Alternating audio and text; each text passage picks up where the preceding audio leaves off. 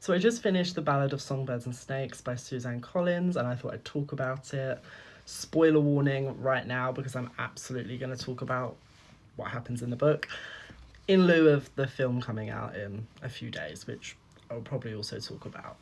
For me, this book does not have the same X factor as the original trilogy, and I can't tell if it's because the book itself is just not on the same level quality wise, or if it's because of me reading this as a 21-year-old and being more discerning about YA fiction versus me reading the original trilogy as an 11-year-old and thinking it was the greatest thing to have ever been put on paper. I found myself becoming quite cynical while I was reading this because it really does feel like a cash grab, because the Hunger Games did so well and the fans would obviously eat up any further installments in this series, even if they weren't asked for at any point.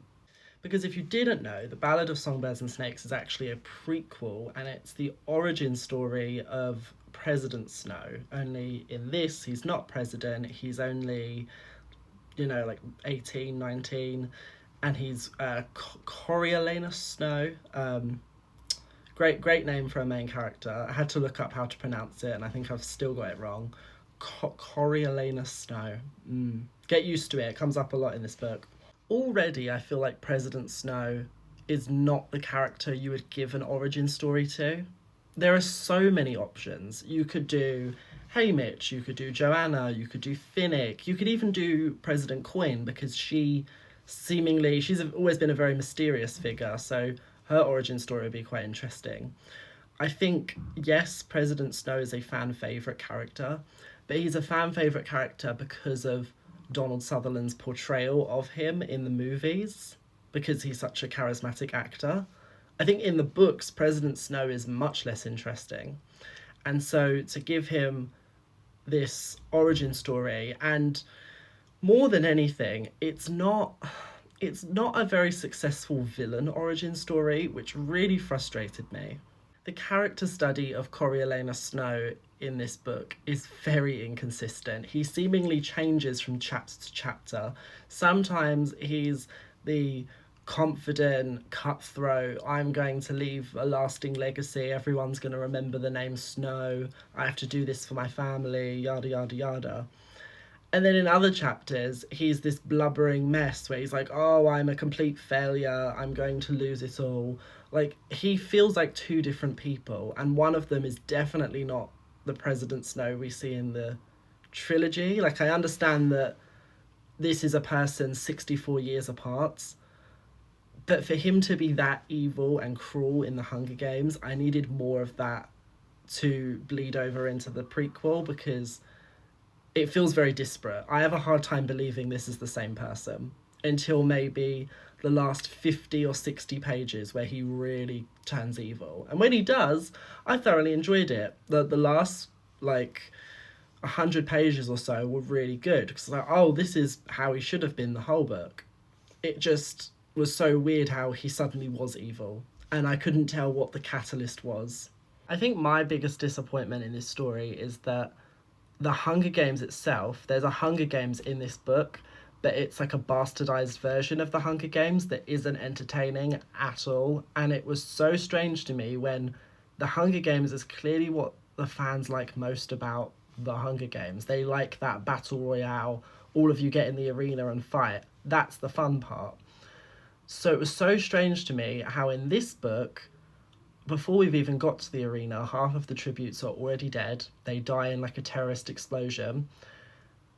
And then it's basically just Lucy Gray, the one that Coriolanus Snow is mentoring, because he's like a capital mentor. And it's just not very fun.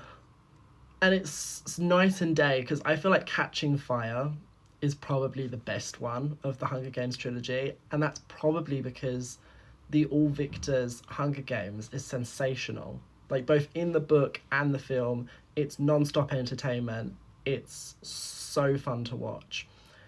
This, I was like, ugh. I'm really hoping the movie version finds a way to dial it up, because it was really lame. I'm sorry, maybe other people feel differently, but the second act of this book dragged so heavily. And when you think that this book, Ballad of Songbirds and Snakes, is the longest one. It's the only book in the series that's over 500 pages, and you could have easily trimmed 100 from it. That second act was like a lead balloon. I was like, oh. I was reading it on the train, just like, so boring. How did you make the Hunger Games boring? There's also lots of other annoying tropes and qualities to her writing that I'd really forgotten about or maybe glazed over in my nostalgia for the Hunger Games when I first read it. For example, the cliffhangers. Seemingly every chapter ends on an insane cliffhanger, and it's just a real cheap way to encourage your engagement into reading further. Like, it would just suddenly be like, oh, an Arachne's throat was slit. End of chapter. Like, what? No, hate that. But also the names, the character names. You've already heard me complain about Coriolanus, tip of the iceberg. So Lucy Gray, you might think, oh, Gray, that's an unusual surname. Well, no, because she's from the Covey, which are these, they're kind of like a travelling community from District 12, and everyone in her tribe has colour names. Like they're in a children's TV show. They all have colour names. I was so over it. I was like, you need to die violently by the end of this book. And when she didn't, I was mad. Why was her ending like so left open? Was it so fans could speculate and be like, oh, Lucy Gray is Katniss Everdeen's grandmother? Mm-mm. I don't care. I don't care. You really going to tell me that, oh, they have to be related because that's the only way she could learn the Hanging Tree song? Because we find out that Lucy Gray created the Hanging Tree song. There's a lot of singing in this book as well. It makes sense that they got Rachel Ziegler to play Lucy Gray because she's singing constantly, and she really gives annoying hippie vibes when she's in like the woods at District 12, and she's just like, oh, feel the nature around you.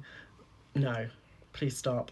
The book is also aggressive with its symbolism. There's lots of roses, because of course the Snow family love roses. There's lots of talk about snow and how snow falls on top. It's like, okay. He hates the Mockingjays, of course, because 64 years later he's really going to hate the Mockingjays. And then when the Jabberjays, I mean, the second they introduced the Jabberjays, it was so clear, like, oh, someone's voice is going to get recorded. And then Snow uses that to betray his friend, Sejanus Plinth. I half expected when they were hanging Sejanus for him to just point at Snow and be like, to Snow. It was so dumb. But yeah, Lucy, she doesn't get a violent end. I really wanted Snow to like choke the life out of her. That would have had some nice closure to it, but she's seemingly left to either be dead or not. She just goes missing. Basically, Lucy wins the Hunger Games, but then Coriolanus, because he cheated by giving her like all of these unfair advantages, he is forced to conscript as a peacekeeper in District 12. And that's when the third act is also really dull. So much of the third act, again, I was like, oh. I know I must sound very critical. There were things about this book that I did enjoy, and it was nice to return to the world of Panem, seeing how nostalgic it was for people my age, and the way it created that sort of early 2010s YA explosion. Like, this is a pioneering franchise, but it just doesn't have the same pedigree as the original three stories. And I don't think it ever was going to, because they just have such a special place in my mind and so many other people's minds. But I'll watch the movie. I'll talk about the movie. Hell, the movie might even be better than the book. There's a low bar. There really is a low bar. And it's a young cast, so there might be a breakout star.